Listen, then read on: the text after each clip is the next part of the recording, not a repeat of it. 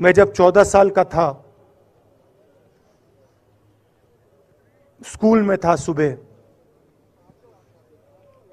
Geography की class में था, मैं पढ़ रहा था, सामने बैठा था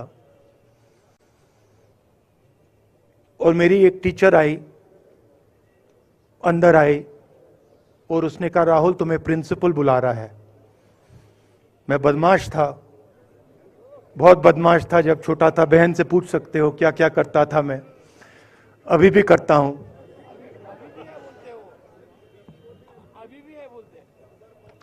मैंने सोचा प्रिंसिपल बुला रहा है, मैंने कुछ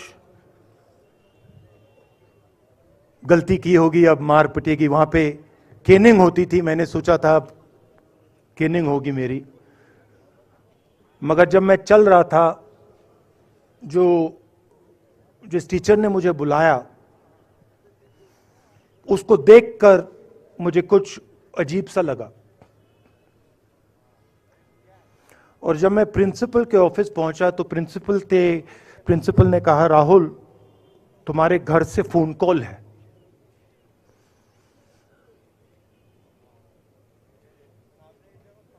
और जब मैंने उसके शब्द सुने, मुझे पता लग गया कुछ गलत हो गया है।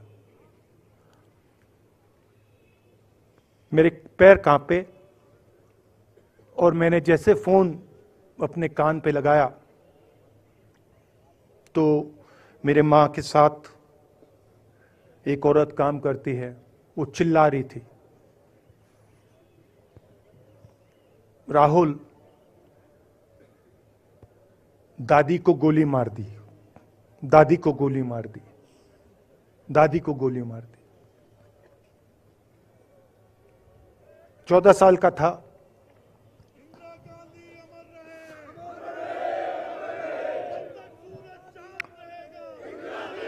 देखिए, ये जो मैं कह रहा हूं, ये जो मैं कह रहा हूं, ये जो मैं अभी कह रहा हूं, ये बात प्रधानमंत्री को नहीं समझ आएगी, ये बात अमित शाह जी को नहीं समझ आएगी, ये बात डोवल जी को भी नहीं समझ आएगी, मगर ये बात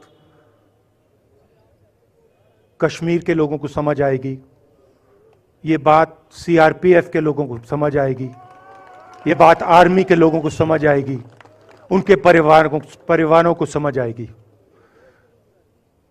तो उन्होंने मुझे कहा, नाम ओंगमू है उसका, उसने कहा दादी को गोली लग गई, दादी को गोली लग गई।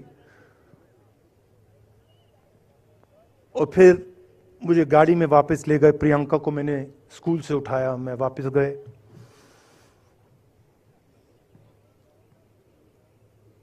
और फिर मैंने वो जगह देखी जहां मेरी दादी का खून था।